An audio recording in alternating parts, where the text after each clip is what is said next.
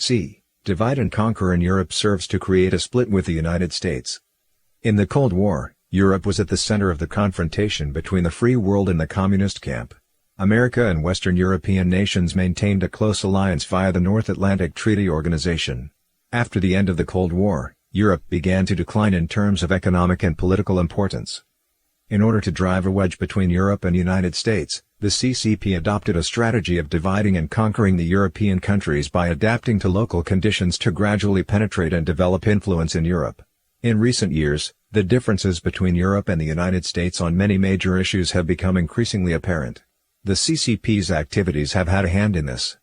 After the 2008 financial crisis, the CCP exploited the fact that weaker European economies were in urgent need of foreign investment. The CCP injected large sums of money into these countries in exchange for compromises on issues such as international law and human rights. The CCP used this method to create and expand the cracks between European countries, and reap the benefits. Countries targeted by the CCP include Greece, Spain, Portugal, and Hungary. After the sovereign debt crisis in Greece, the CCP invested heavily there, exchanging money for political influence, and using Greece as an opening for building more influence in Europe. Within a few years, the CCP obtained a 35-year concession for the second and third container terminals of Piraeus port, Greece's largest port, and took over the main transshipment hub at the port.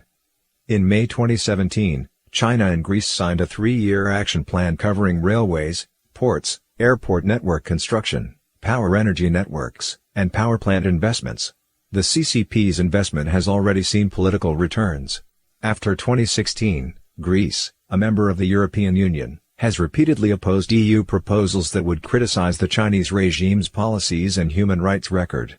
Many potential EU statements to this effect did not materialize.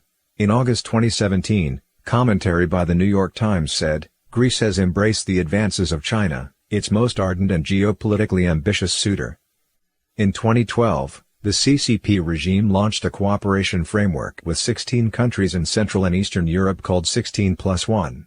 Hungary was the first country to join the 16+1 initiative and the first European country to sign a One Belt One Road agreement with China.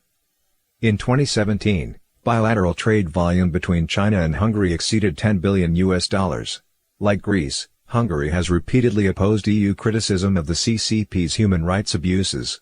The president of the Czech Republic hired a wealthy Chinese businessman to be his personal advisor and has kept his distance from the Dalai Lama. Among the 16 countries included in the framework, 11 are EU countries, and 5 are non-EU countries. The CCP has ulteriorly proposed a new model of regional cooperation, with the intent to divide the European Union being obvious. Additionally, among the 16 countries, many are former socialist countries. These countries all have a history of communist rule, and have preserved many ideological and organizational traces of those regimes. To some extent, conforming to the CCP's demands comes naturally to them. There are many small countries in Europe, and it is difficult for any one country to compete with the CCP. The CCP has used this to handle each government individually, intimidating them into staying silent on China's human rights abuses and pernicious foreign policy. The most typical example is Norway. In 2010, the Norwegian Nobel Prize Committee awarded the Peace Prize to an incarcerated Chinese dissident. The CCP quickly took revenge by setting up various obstacles to prevent Norway from exporting salmon to China, as well as causing other difficulties. 6 years later, relations between the two countries were normalized, but Norway has remained silent on human rights issues in China. The traditional Western European powers have also felt the growing influence of the CCP. The CCP's direct investment in Germany has grown substantially since 2010. In 2016 and 2017, China was Germany's largest trading partner. In 2016, 56 German companies were acquired by mainland Chinese and Hong Kong investors, with investment reaching a high of €11 billion. These mergers and acquisitions allowed Chinese companies to quickly enter the market and acquire advanced Western technology, brands, and other assets. The Hoover Institution of the United States, in a 2018 report, has labeled this the CCP's weaponization investment. The industrial city of Duisburg in western Germany has become the European transit point for Obor. Every week, 30 trains filled with Chinese goods come to the city, where they are then transported separately to other countries. The mayor of Duisburg has said that Duisburg is Germany's China city. In dealing with France, The CCP has long used a strategy of transaction diplomacy. For example, when Jiang Zemin, then CCP regime head, visited France in 1999, he provided a large sale worth 15 billion francs by purchasing nearly 30 Airbus aircraft, leading to the French government's support for China's admission into the WTO. Following the Tiananmen Square massacre, France became the first Western country to establish a comprehensive strategic partnership with China. The French president at the time was the first in the West to oppose criticism of China at the Geneva Human Rights Conference, the first to advocate strongly for the lifting of the EU arms embargo on China, and the first head of a Western government who praised the CCP. In addition, the CCP established large-scale Chinese culture weeks in France at an early stage of its expansionary activity as a means of promoting communist ideology under the guise of culture. The United Kingdom, a traditional European power for much of history and an important ally of the United States, is also one of the CCP's most prized targets. On September 15, 2016, the British government officially approved the start of the Hinkley Point C unit nuclear power project, a joint venture between China and a French consortium. Hinkley Point C nuclear power station is a nuclear power plant in Somerset, in southwest England, with an installed capacity of 3,200 megawatts.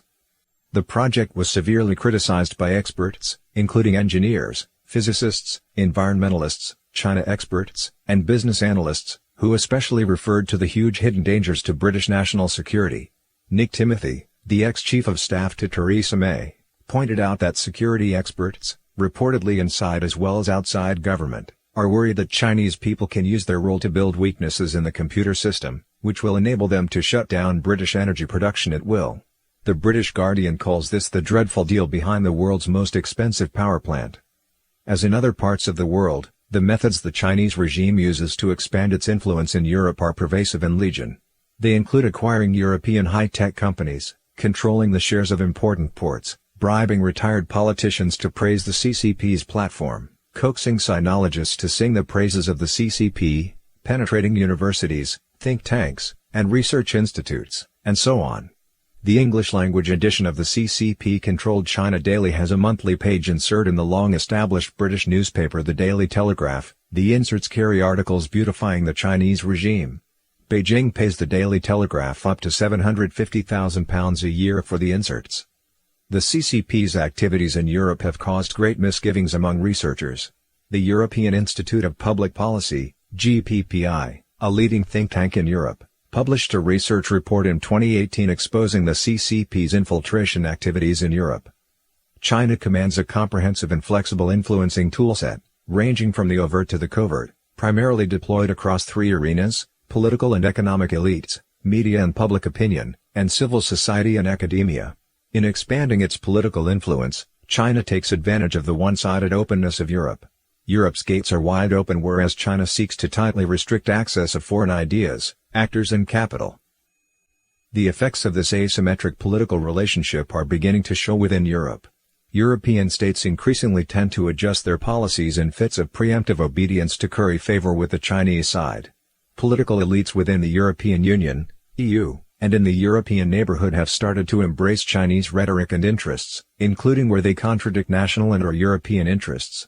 EU unity has suffered from Chinese divide-and-rule tactics, especially where the protection and projection of liberal values and human rights are concerned. Beijing also benefits from the services of willing enablers among European political and professional classes who are happy to promote Chinese values and interests. Rather than only China trying to actively build up political capital, there is also much influence courting on the part of those political elites in EU member states who seek to attract Chinese money or to attain greater recognition on the global plane. In addition to political, economic, and cultural infiltration in Europe, the CCP has also engaged in various forms of espionage. On October 22, 2018, the French Le Figaro carried the headline "The Revelations of Le Figaro on the Chinese Spy Program That Targets France." Through an exclusive series of special reports, Le Figaro revealed the CCP's various espionage activities in France.